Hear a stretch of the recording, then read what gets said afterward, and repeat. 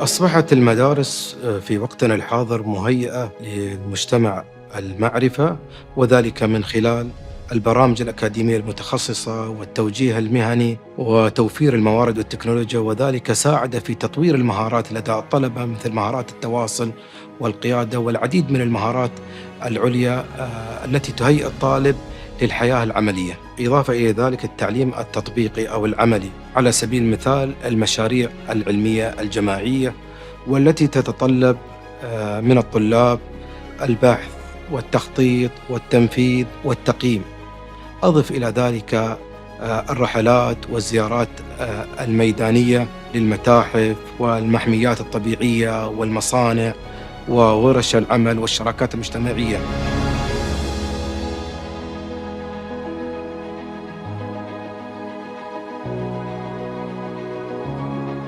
في 2018 كان عندنا تجربة مختلفة نوعاً ما. كنا نحاول أن نعلم الأطفال عن مخاطر الإنترنت بطريقة مختلفة ومبتكرة عن طريق اللعب، وكان جزء من البرنامج أن يكون في البرمجة الإلكترونية، ومجموعة من الأطفال كان لهم دور أنهم يبرمجون لعبة إلكترونية فيديو جيم من عمر 7 سنوات إلى 12 سنة. وكانت المفاجأة أن كيف الأطفال صمموا اللعبة كاملة وبرمجوها، وكان هذا النجاح المبهر دافع أن نستمر بطريقة مبتكرة، أن نعلم الأطفال بطريقة مختلفة هم يستمتعون فيها.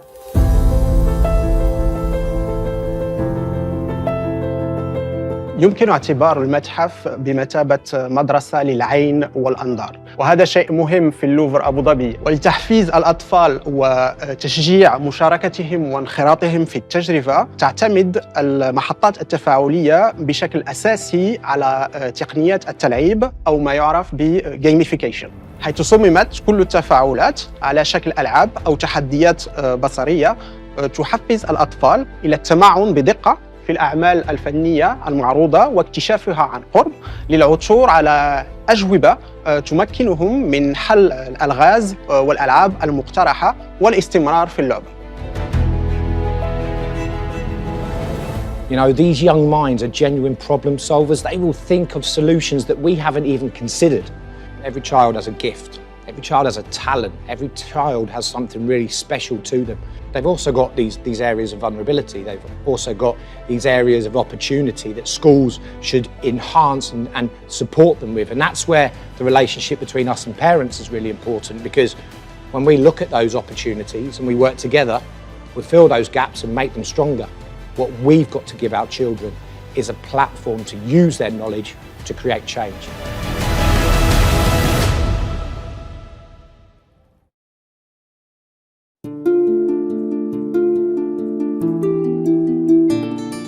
بسم الله الرحمن الرحيم.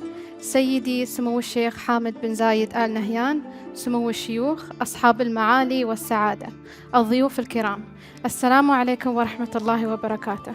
اسمحوا لي بالبداية بالتعريف عن نفسي. أختكم مريم عمران الحلامي، مستشار في دائرة التعليم والمعرفة بأبو ظبي، والقائم على شؤون التعليم المبكر في الدائرة.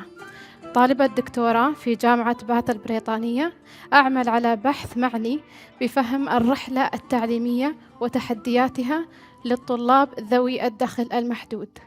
حاصلة على ماجستير في فلسفة وسياسة التعليم، وماجستير في القيادة التربوية من جامعة كلية لندن في المملكة البريطانية. يشرفني اليوم أن أتولى مهمة إدارة هذا الحوار الذي يتمحور حول إعادة التصور في التعليم في مرحلة الطفولة المبكرة، وهي المرحلة الأكثر أهمية في تكوين الطفل. ستتناول المحاضرة اليوم مناقشة أهمية التعلم من خلال اللعب والتعلم التطبيقي لإثراء التجربة التعليمية مما يلائم احتياجات الطفل واهتماماته في هذه المرحلة. نستضيف اليوم الخبير العالمي في مجال الطفولة المبكرة بروفيسور جراوس. يركز البروفيسور في عمله على دور اللعب في جميع المراحل التعليمية منذ الولادة وحتى سن 99 سنة، والنظر إلى كيفية جعل الأنظمة التعليمية أكثر إبداعاً لتواكب اهتمامات وتطلعات المتعلمين. ألفت عنايتكم الكريمة إلى أن المحاضرة ستكون باللغة الإنجليزية وبإمكانكم استخدام السماعات لمتابعة الترجمة الفورية. واسمحوا لي الآن بأن أتحدث باللغة الإنجليزية. Your Highnesses, Excellencies, ladies and gentlemen, it brings me great honor to introduce a pioneer in the field of early education, Professor Geraus, OBE, who brings his deep knowledge in early childhood to put play at the center of learning. The lecture today will focus on the important role that play and experience have in transforming the learning experience of learners. Professor Geraus is the first Global Director of Education at Kidzania and the founding CEO of the Children's University. And now we welcome Professor Geraus to start the lecture. Thank you so much. Your Highnesses, Your Excellencies, ladies and gentlemen, firstly, it's an absolute privilege to be here today. Thank you so much for the invitation. Secondly, a slight apology. I carry with me a good old-fashioned British cold, so if my voice sounds a little bit croaky, that's why. I've come to talk a little bit about children today, really, because I think when we talk about education and schooling, we very often talk about the system, the building, the test, the league table. I was talking to Andrea Schleicher the other day, the education director of OECD, who talks a lot about PISA league tables. But I'd like to think about children, and particularly the early years of childhood. And actually, maybe not just the early years of childhood, because one of the things that we do with our children is we put them in boxes, don't we? We put them in jars. They are little, and then they're not so little, and then they're a little bit older, and then they go to university. And we pass the parcel a little bit. So I'd like to think 0 to 99, but let's have a little focus on the 0 and the first few years, because when you built that beautiful mosque next door, one of the reasons it's beautiful is because the foundations were strong. And one of the reasons trees grow tall is because the roots have a chance to set. So when we talk about the growing and the education of children, we need to think about the foundations and how we can make them as good as possible. So firstly, this is me. I was a teacher, I became an advisor, an inspector, education director, and then kind of left the system and started working in learning outside the classroom, including in museums, not quite like the Louvre, but not far off.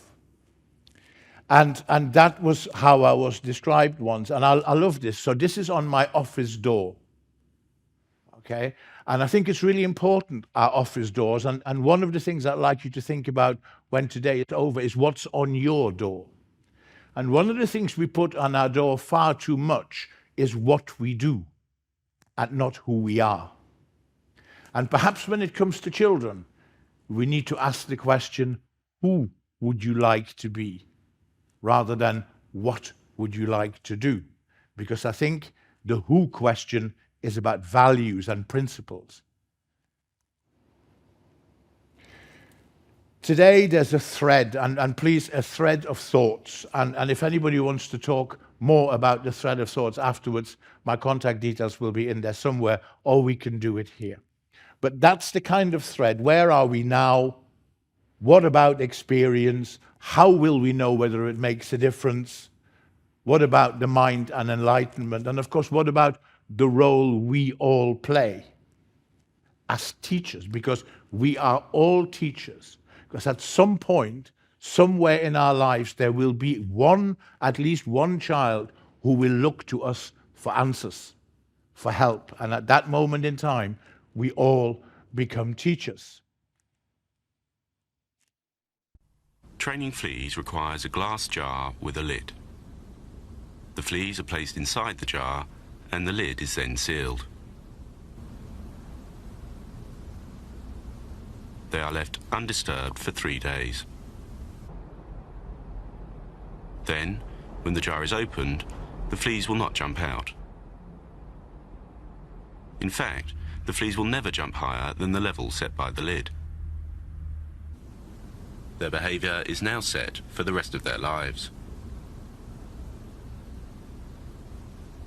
And when these fleas reproduce, their offspring will automatically follow their example.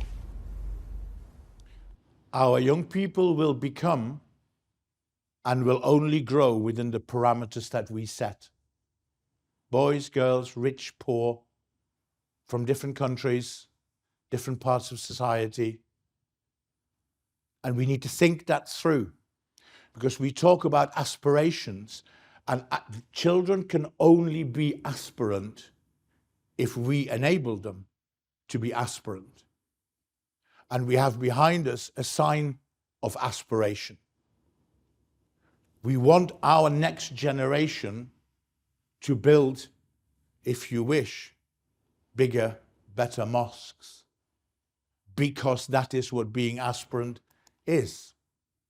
But at the moment we live the definition of insanity, because as you know, when you go to school and you're not good at something, you're being asked to do the same thing over and over again, in the belief that it will make a difference. Perhaps we need to think differently. We need to stop passing the parcel. The children are not parcels that are passed from early years to primary school, to secondary school, to post-16, to universities. They are people that grow through and then into the world of work, and they become, as members of society and as members of economies, they become valuable if we allow them to grow rather than pass them from one to the next. Our children are more than a test score.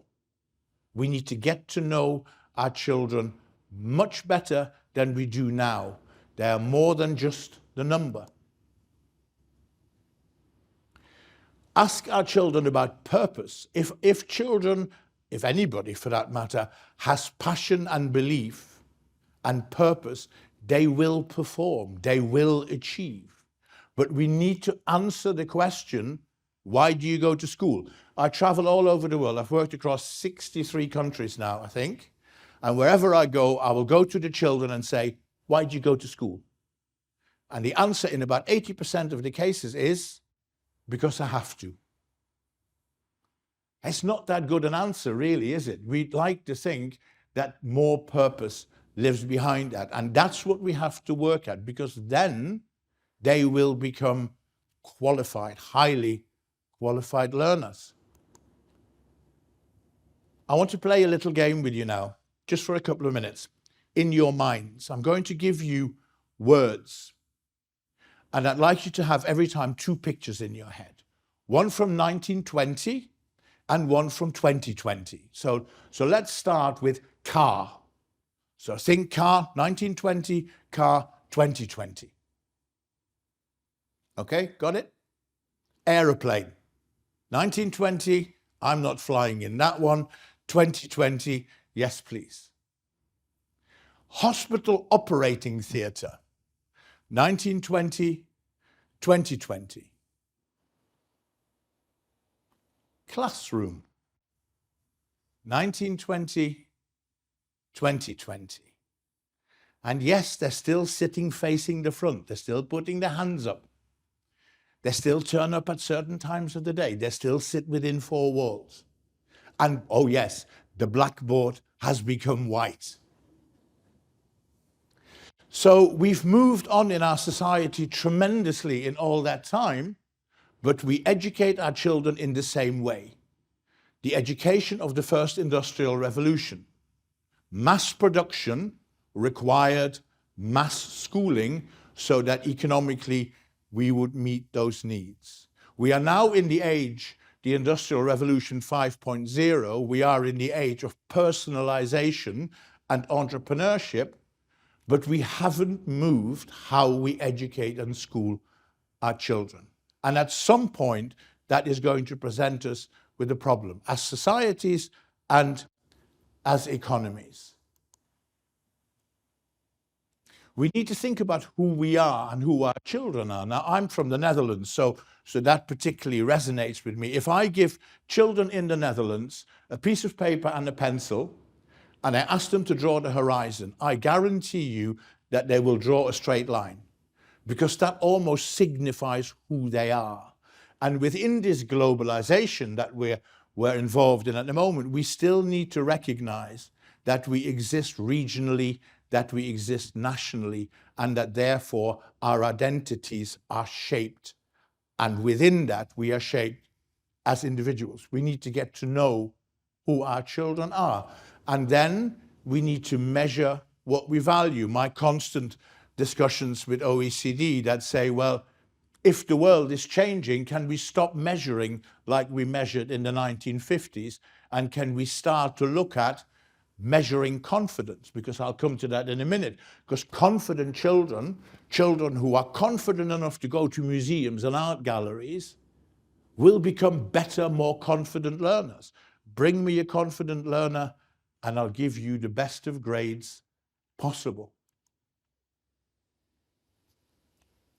I'm one of the few female pilots. I've been to America, Spain, and I love every minute of it. Air traffic control has cleared us for takeoff. Okay, let's go. People, property, and postcodes. I call it the 3 Ps. Hello, Mrs. Smith. How can I help you? I have won lots of awards. When I was a school child, I was directing my school play. It's not a job, it's a calling. A Romeo. A Romeo. They see surgery as an art form. It's vital to keep a cool head. Scalpel. I'm a bit of a petrol head.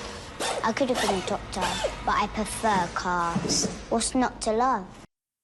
For those of you who are not familiar with Kidzania, that's what it is. Cities built for children where they can experience the world of work, 4 to 14. And the reason I'm flagging that up is because I did globally research to get insights into how the children behave when they learn outside the classroom. And what we discovered was we were getting insights that we couldn't have got from anywhere else. So I urge anybody who is involved in the education of children to look beyond the grades so that we get to know the children. When they come to Kidzania all over the world, they get a bracelet because you're meant to be learning independently. When they go into any of the activities, they log into the activity so that we can trace where they are. But I asked of the researchers, can you tell me what on the first visit of a child, what their first choice is? And of course they did. And the sample stands now globally at around 560,000 across 8 countries.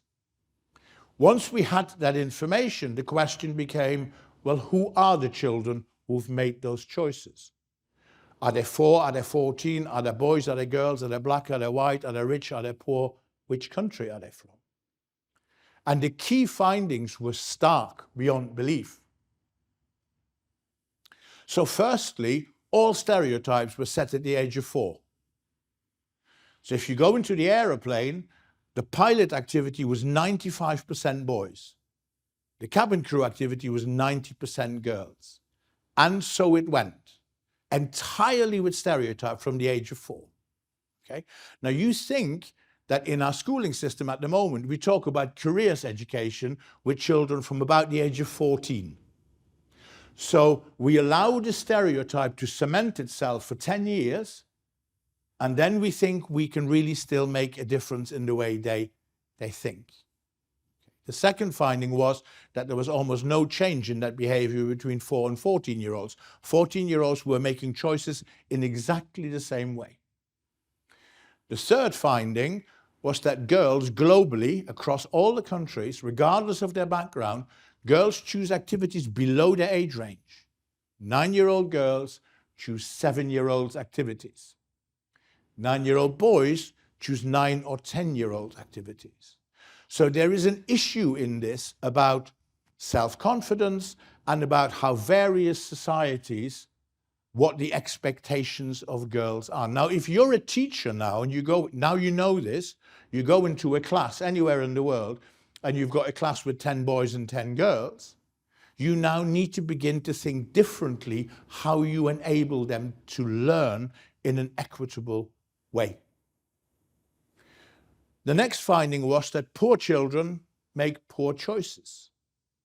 The children from my wife's school, in one of the most disadvantaged areas of the United Kingdom, they've been to Kidzania, London more times than any other school because they got free tickets from me. No child ever chose the aeroplane, the operating theatre or the television studio as their first choice. They chose working in the supermarket, making beds in the hotel and being a courier. So children's choices and aspirations, back to the jars, are put in because of their circumstances. So if we want to affect change, we need to affect change through experiences beyond the school. And then finally, which was an interesting finding, was that all over the world, children make the same choices. There were very few differences between the countries. So from Mexico to Mumbai to Moscow, that behavior was the same. So here you have insights that you cannot get through tests, but that should influence the way we educate and school and think. It's incredibly important. I have two daughters, one of them is sitting here at the front. And that finding of girls choosing below the age range kind of made me wake up and you think, well, what can I do about that? And of course, I can think my thing, but collectively, we can think better and we can enhance our system. So children can only aspire to what they know exists. And part of our education provision has to be that we collectively open windows, open doors, and widen horizons, that we provide experiences as much as we can. That we realize that not all classrooms have four walls. Key factor. And that we realize that museums and art galleries, that our cultural heritage is part of our education. And that we should make it, I make the plea, mandatory for every child in every society to feel that the museum, the gallery, and the library is their home, educationally as well as culturally. We need to understand that friendships are better than normal ships. Partnership is the way to work, and I have a particular issue with the world of work. Because every year, Imogen will get her exam results in a couple of weeks' time, and everybody will go, oh, brilliant, brilliant. And then every year, the world of work will say, they may be brilliant, but they haven't got the skills we need them to have. Okay, so what are you doing about it? Come off the fence, roll up your sleeves, and help us in the light of partnership, make it happen. Because it will make our societies and our economies better. We need to think not just in terms of return on investment, which tends to be short term. We need to think in terms of return on involvement, which is a long-term commitment to our growth as societies. And we need to remember that the purpose of education is that the mind, once enlightened, cannot again become dark. You cannot unread what you've read. And that surely has to be the most powerful aspect of education and schooling. So some years ago, I invented this thing called Children's University, which was focused on 4 to 14-year-olds from disadvantaged backgrounds, initially in the United Kingdom. And what happened was we worked with museums and libraries and galleries and farms and zoos and sports clubs, you name it. And we encouraged children and their families to visit out of school hours. And we gave them a passport, and the children could collect the credits in the passport, the hours they had spent learning outside the classroom. And then they would graduate with their mums and dads at a proper grown-up university. When we conducted the research with Cambridge University, guess what happened? The children and their families who volunteered to learn outside the classroom, of course, they became better learners. They became more confident. And of course, they therefore did better at school. But we'd given them purpose. What I didn't know at the time was that that was going to go global. And my last act with the Children's University was flying to Australia to witness the first graduation in Adelaide. So what is it that we should think around, apart from the grades and attendance and schooling? Perhaps we need to have a collective understanding of what is it that we want every 11-year-old to have experienced. So this is my list, but it's mine. When I go into schools, I put it on a whiteboard and I leave the rubber there because I want the staff in schools to think what their list would look like, how important those factors are, focusing on the young people, making them competent, productive citizens.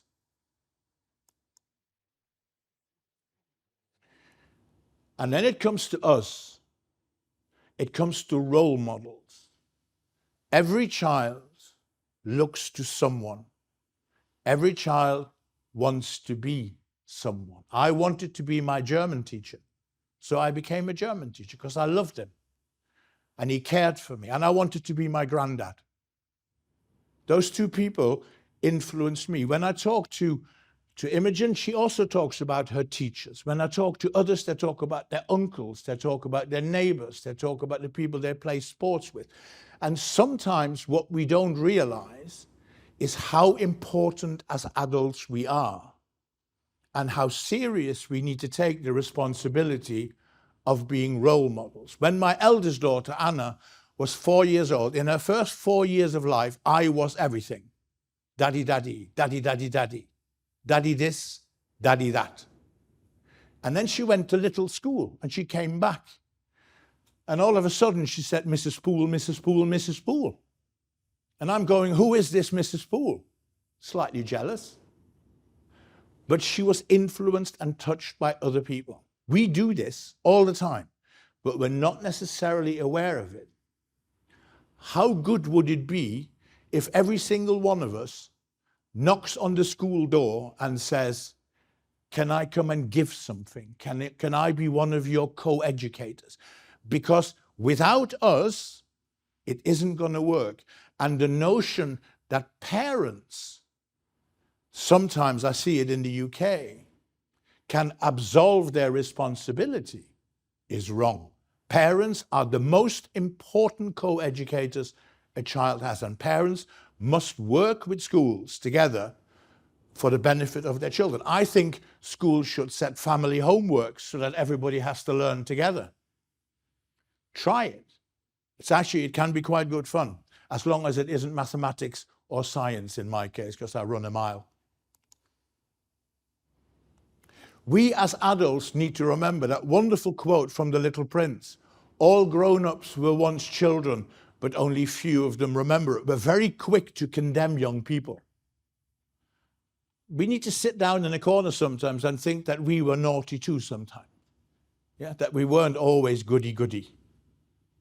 And here is evidence. I'm going to show you something now that is shocking. Somebody actually thought this was a good idea. So here you have evidence that there are adults who have totally and utterly forgotten what it was like to be a child. You imagine that you say to your children or grandchildren or nieces or nephews on a weekend, shall we go to that park, but don't bring your ball, don't bring your dog, and don't bring your bicycle? I don't think so. We have to remember what it is like to be a child. Our empathy is important. Our schools need to be more than a school. Like Barcelona Football Club is more than a club because it's owned by its members. Our schools need to be owned by us, by their communities and by their children. And then we can make a difference. And in many cases, particularly primary schools, tend to be at the center of communities anyway. It's a logical thing to do. So, a few takeaways. And these are the takeaways that I would give my children. And what's good enough for for my children is good enough for you in that sense. So there they are, Tom, Imogen, and Anna. What do I want education to do for them? I want my children to be able to cope with the unexpected items in the bagging area of life. Whatever comes at them, I want them to be so confident that they're not running away, but that they say, We'll work that out. We can do this proactively. That's what good schooling brings, the confidence, the skills, the qualification. I want them to think about now. We talk a lot about the future in education, and we forget that there are millions of children in school now. It is about now. And as Gandhi said, you know, the future depends on what we do today. I want my children to be kind. I want them to recognize how important kindness is in a world that sometimes doesn't feel very kind. Kindness is important. We need to lead by example. I want my children to be optimists. One of the things I've said to all three of my children, if at all possible, avoid negative people. Because negative people will find a problem for every solution. It drags you down. Stay optimistic. And I want them to listen to stories and tell their own, because stories are so important. When I was 9 years old, I sat outside my granddad's home. It was a sunny day. He was wearing corduroy trousers, the kitchen chair was blue, and the door behind him was brown. You know, one of those memories. I can feel the sun on my face if I close my eyes. And my granddad said to me, promise me you will always do your best at school. He didn't say, promise me you'll get top grades. My granddad was a coal miner. He had very bad lungs and his hands were arthritic. So being 9, you're programmed to say why. So I asked him why. And his answer was, because I don't want you to get hands like mine. That is the purpose of education, and that is what we owe our children. Thank you so much for having me here today.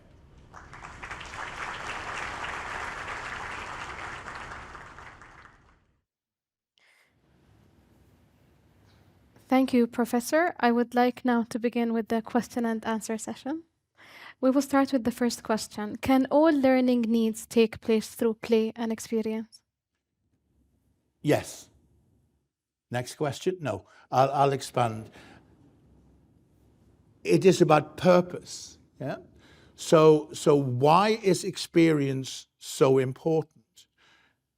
Because it, in our minds and in our hearts, it explains why we do things. It gives value. So two things, two very simple, brief examples. When I was at school, I had a mathematics teacher. I can see him to this day. Meneer Jongstra, I grew up in the Netherlands. And I remember the lesson when he said, if A is 2 and B is 3, what is C? And I remember thinking, I have no idea what that man's talking about. And I have no idea why I would be interested in listening to him. It made no sense. But I grew up very close to the German and Belgian border in the days before the Euro. And every Saturday for my grandparents, I went shopping for them. So I cycled into Belgium, and then I bought whatever they wanted, and then in the afternoon I cycled into Germany, whatever they wanted. And I had to convert the guilders into German marks and into Belgian francs. That was an experience. My maths became good, not because of the algebra teacher, but because my grandparents bought me a bicycle and got the shopping to do. And it's a very simple example. But experience gives purpose and understanding. And when we have that, we are capable of learning. What insight does your experience of establishing the Children University provide to educational systems? That there is a link, there were many, but that there is a link between families learning, visiting our cultural heritage, and the confidence that children gain and then go into school and express that. And that link is particularly pertinent for the more disadvantaged children who normally would not get that opportunity, which is why at the time the government in the UK actually gave us money to make those things happen. But it is such an important thing.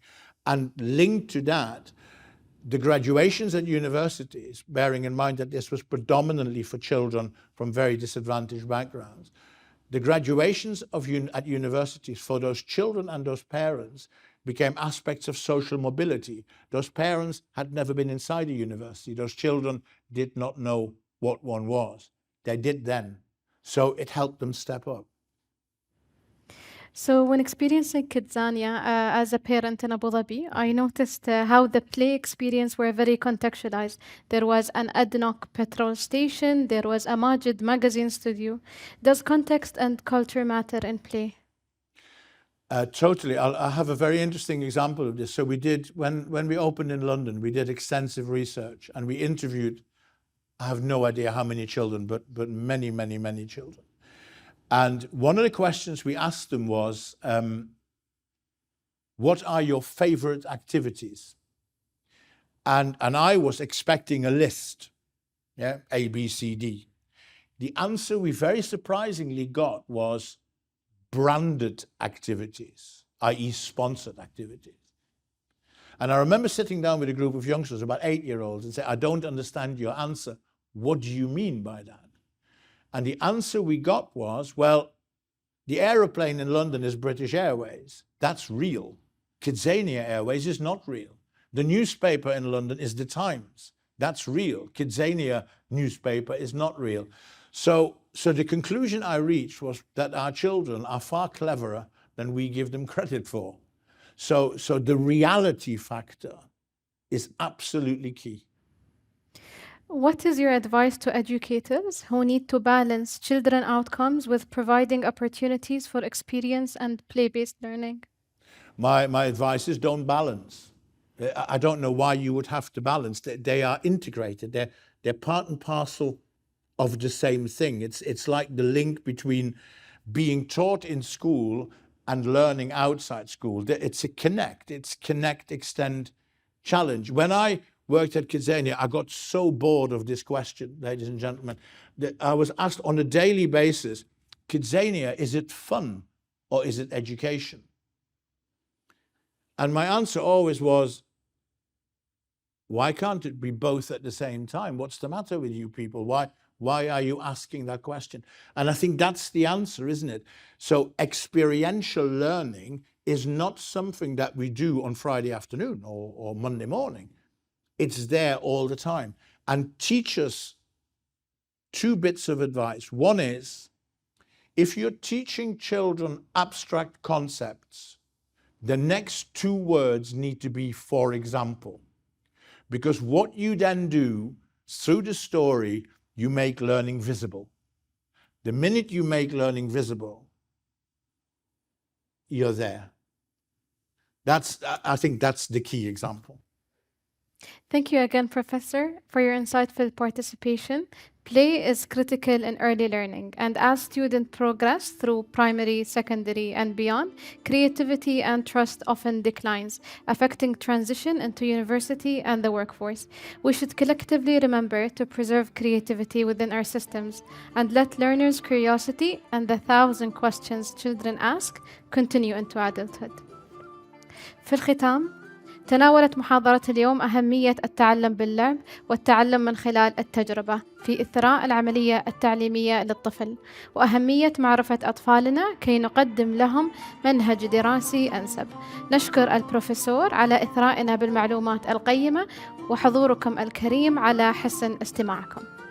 والآن أود أن أدعو سيدي سمو الشيخ حامد بن زايد آل نهيان والمشاركين في الفيديو التقديمي للصعود على المنصة لأخذ صورة جماعية. والسلام عليكم ورحمة الله وبركاته.